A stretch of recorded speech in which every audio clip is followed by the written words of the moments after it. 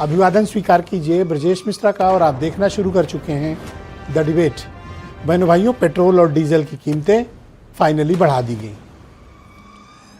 जैसा कि चर्चा थी कि चुनाव के बाद पेट्रोल की कीमत में और डीजल की कीमत में बेतहाशा वृद्धि होगी, लेकिन 3-3 रुपए की वृद्धि फिलहाल मान के चलिए कि हुई है। लेकिन ये वृद्धि से देश की अर्थव्यवस्था पर और महंगाई पर क्या प्रभाव पड़ेगा? दूसरा एक और चर्चा, मैं अभी जब डिबेट में आ रहा था तो मैंने सोशल मीडिया पे देखा और एक बिजनेस न्यूज़ चैनल पर भी खबर चल रही थी कि विदेश जाने पर अलग से टैक्स लगेगा, सेस लगेगा। यानी अगर आप फॉरेन ट्रेवल करते हैं तो आपको उसके लिए टैक्स देना पड़ेगा या सेस लगेगा। कुछ चल रहा है सरकार के भीतर, एक मीडिया में काफ़ी इसकी ज़ोर शोर से चर्चा है। यानी आने वाले समय में कठिनाइयाँ और महंगाई दोनों बढ़ने जा रही है। पेट्रोल और डीजल की बढ़ी हुई कीमतें तो महज एक शुरुआत है, क्योंकि वैश्विक जो परिदृश्य है उसका फाइनल जो अब परेशानियां हैं वो भारत के नागरिकों तक पहुंच गई हैं। आज चर्चा इसी विषय की करेंगे। बहनों भाइयों, भारत की सरकार ने, ऑयल मार्केटिंग कंपनीज ने पेट्रोल और डीजल के दाम आज बढ़ा दिए हैं। अब से पेट्रोल और डीजल में 3 रुपए से ज़्यादा की वृद्धि कर दी गई है। हालांकि माना जा रहा था कि ये वृद्धि बड़ी भी हो सकती है, 7-8 रुपए, 9 रुपए, 10 रुपए तक जा सकती है, लेकिन पहले चरण में अभी 3-3 रुपए के आसपास की वृद्धि हुई है। लेकिन ये 3 रुपये की वृद्धि भी बहुत है। इसका इम्पैक्ट क्या पड़ेगा अर्थव्यवस्था पे? अर्थव्यवस्था से तात्पर्य है कि आम आदमी पर इसका क्या इम्पैक्ट पड़ेगा, आम आदमी इससे कितना प्रभावित होगा। माल ढुलाई कितनी बढ़ेगी, ट्रांसपोर्टेशन कितना बढ़ेगा, चाहे वो अनाज का हो, ग्रोसरीज का हो, आपकी सब्जियों का हो, या कोई भी दूसरे सामान, कंस्ट्रक्शन के सामान, इंडस्ट्रीज़ के सामान, सब में बढ़ोतरी होगी, क्योंकि सबकी धमनी में बहने वाला खून पेट्रोल और डीजल है। इसी से सब कुछ चलता है। पेट्रोल खून है अर्थव्यवस्था का और डीजल। तो जब ये बढ़ता है तो रेट भी बढ़ेंगे, तो महंगाई का क्या प्रभाव पड़ेगा? आज जब हम ये परिचर्चा कर रहे हैं उस वक्त ईरान और अमेरिका इजराइल के युद्ध का 78वां दिन है, 78 डेज। तो जो लोग ये मान के चल रहे थे कि 28 फरवरी को जब पहली बार अमेरिका और इजराइल ने अटैक किया तो लोग ये मान रहे थे कि एक हफ्ते में सब खत्म हो जाएगा, तो अब ईरान का युद्ध भी यूक्रेन रूस की तरह अंतहीन सिलसिले की तरफ बढ़ता जा रहा है। हार्मूज दोनों तरफ से ब्लॉक है। पहले सिर्फ ईरान ने किया था, अब अमेरिका ने भी कर दिया। तो अब कोई भी जहाज अगर गुजरेगा तो पहले ईरान से परमिशन लीजिए, फिर अमेरिका से लीजिए, तब आप अपना जहाज निकाल सकते हैं। तो हार्मूज पर डबल ट्रैप है। अलीगढ़ का 2 ताले लगे, सिर्फ एक ताले का विषय नहीं रह गया। और हार्मूज का मिलिटराइजेशन कर दिया गया है, जो आने वाले समय के लिए बहुत ही खतरनाक संकेत है।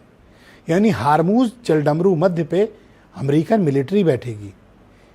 ये एशियाई देशों के लिए ठीक नहीं है, क्योंकि उनका जो भी 89% के आसपास का एनर्जी सप्लाई चेन है वो हार्मूज से है। हार्मूज से महज 11% का ही वेस्ट देशों को जाता है, पश्चिमी देशों को।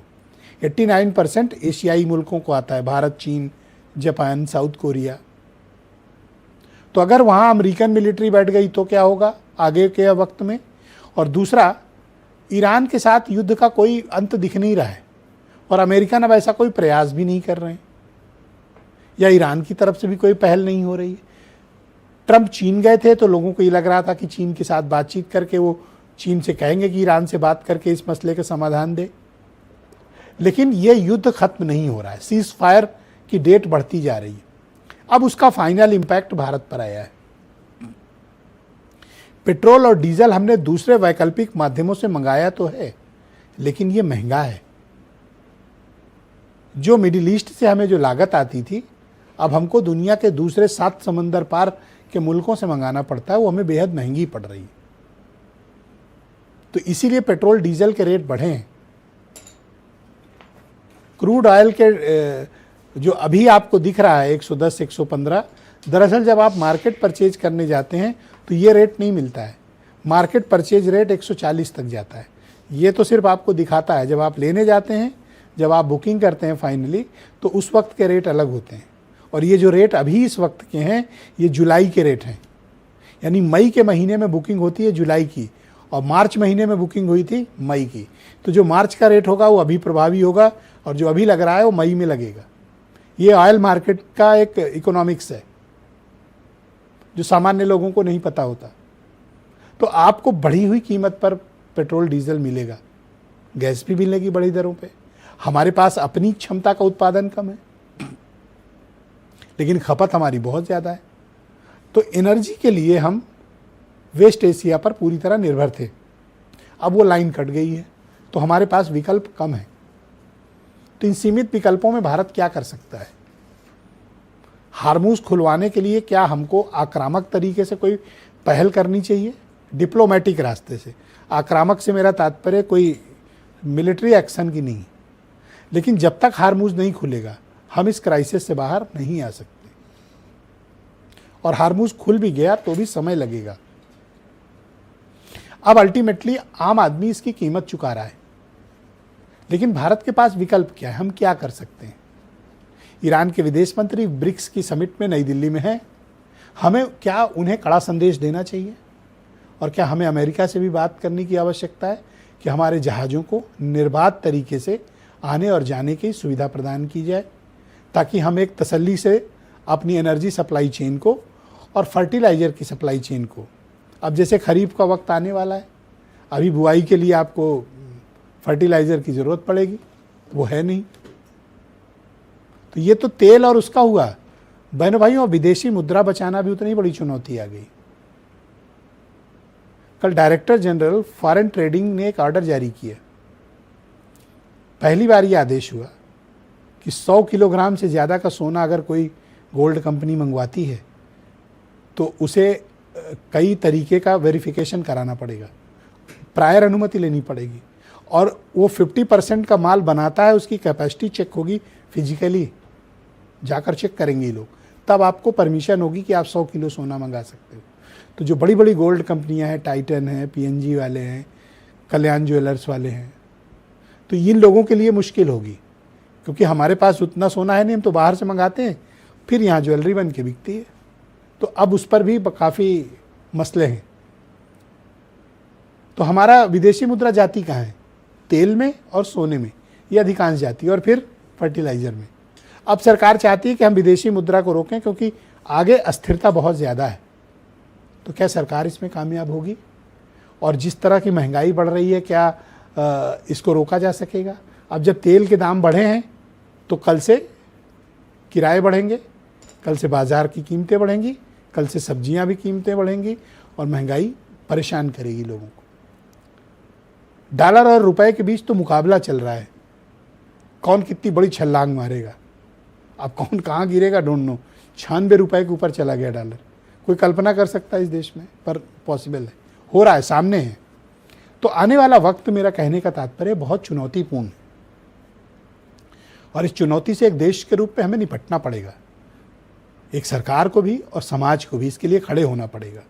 सरकार के पास कोई इसके पास ठोस नीति है या नहीं मुझे नहीं पता, लेकिन ये संकट आप के हमारे समक्ष विद्यमान है, और इसके बारे में आपको कई बार आगाह भी किया गया था। तो अब उम्मीद है कि ये संकट का सामना करने के लिए हम सबको तैयार रहना चाहिए। कुछ बयान, फिर आज की डिबेट। अमेरिका में 4 गुना डीजल, पेट्रोल और रसोई गैस के दाम बढ़े हैं। पाकिस्तान जैसे तैसे टाइम काट रहा है। अरब के देश स्वयं परेशान है, अंधकार में रहने के लिए मजबूर है। 12 फरवरी से लेकर के लगातार ये सब चल रहा है, लेकिन अब तक जनता पर बोझ न आने पाए। प्रधानमंत्री मोदी जी ने इसके लिए पूरा प्रबंध किया। तेल के मूल्य न्यूनतम स्तर पर थे तो किसी आम जनता को उसका फायदा नहीं दिया गया।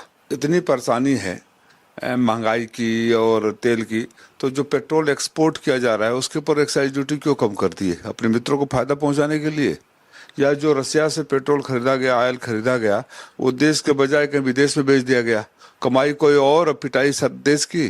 जब चुनाव हुआ तो 15 मई को फिर रेट बढ़ा दिए, और गैस सिलेंडर के रेट उससे पहले बढ़ा दिए थे। तो ये ऐसा ही लोगों के साथ करते हैं। हिंदुस्तान के लोगों को बीजेपी बेवकूफ समझती है। जो कहते हैं कि नहीं नहीं ऑयल कंपनीज को नुकसान हो रहा है, तो भैया 43 लाख करोड़ भी तो आप ही ने कमाया है। तो अगर आपको 20-30 हजार करोड़ का आज नुकसान हो रहा है, हमारे को अच्छे दिन नहीं चाहिए, पुराने दिन ही लौटा दीजिए, इतने से भी काम चला लेंगे।